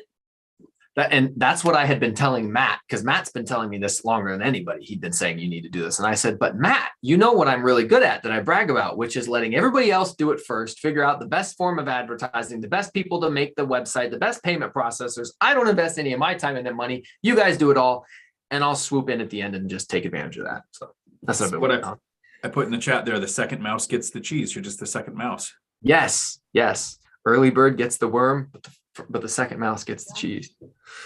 And my friend Daniel Pitchler here, who is my brother's best friend, so now he's going to know I was talking about him in the live stream, says good content, very useful, and it's getting harder and harder to find good location properties. Dan, I went under contract on a property today. Don't forget to send me the link. Oh, also, Dan's son is my agent, so he should know all of this. Oh, actually, Beth, was like the fourth thing I was going to talk about when I got distracted earlier. At the end of this, when we wrap up on YouTube, if you guys have a couple of minutes, Mike and Beth, I'd like to just here in the Zoom, I'll share the deal and I'll show you, this is what I'm doing. This is what I'm going for. This is what the offer was and price. And I'll make that video after closing because there's a lot of slips twixt a lip and a cup. So I'm not going to talk about it publicly until it's actually closed. Yeah. But with you guys, I'll absolutely share you. This is the deal. This is what the offer was. This is how I came up with my numbers and how the make an offer, they countered, I backed out because the person with the ability to walk away has the power. Then they reached out and accepted my offer as is. So no countering. Wandering Doc. I disagree with Dion. I've had $300K in the bank account, and when the tenants don't pay rent, threaten to sue, or getting evicted, I still react emotionally. Yeah, no, react emotionally, yes, but try not to. Try to treat it as a business transaction. Be my hope. That's why your patience for being a landlord slowly dwindled over 10 years. Yep, that could be an issue. See if there's any questions that pop up here before we wrap up. If there's any questions you guys see you want to get to before we close this. Do you guys provide one-on-one coaching calls? I do. You can find it at diontalk.com. And if you request with an email, I would share the money with Mike and we'd both be on the call. Sure. Beth, that offers for you too at any point in time. But yeah, you can find that at diontalk.com. Coaching calls. I was making jokes for a while that I would charge $5,000 because I didn't want to do it. But I came up with an amount where I get people who are actually going to take action. It's productive. They have some skin in the game, and being retired and lazy, it justifies the time. Yeah. So I think people out there should take you up on that offer. I think that's, I mean, I really see the value in having a mentor and having that personal connection with people that are really good at what they do. Huge value there. To me, it's a lot better when you get like the personal details with the goals combined with the decision for investing, because you can always look at math, and math is just a small part of should you make the deal. Like Zuber had a guy asking questions in his live on Sunday, that Zoom call, where the answer was ignore the yield. Mm-hmm. In that situation, it was, where do you want to live? This was a person later in their investing career where yield wasn't the important thing. You would never get that from an investor if they said, here's the numbers on the deals I'm looking at. Which way would you go? So Wandering Doc, it was a joke at $5,000 an hour. It's significantly less than that now. I think we're pretty good. What do you think about John? So this is Joe. Howdy, Joe. What do you think about John Schwab investing strategy? Did you listen to him or read his books? I have not. Never heard of him. I'd have to Google him. I don't know who it is. I'll have to look him up. Okay. Well, everybody here on the live stream, I appreciate it. If you're watching in Futureland, I hope it was a good day. If somebody has questions, you can find Beth at bethtraversogroup.com. Yep. If you have questions for Millennial Mike, you can find him here on YouTube. I put a link in the chat to his YouTube channel. You can find it there. Dividend Dave, one last super chat with, what do you call a pirate romance novel? Nice. Nice. What was the answer? I'm not on the chat. Erotica. Okay. Erotica. I know it had something to do with R. Yeah, exactly. All right. Thank you all very much. Until my next video, thanks for coming to my Dion Talk. We're off of YouTube. Chesla wants to say hi to both of you. Hey, Chesla.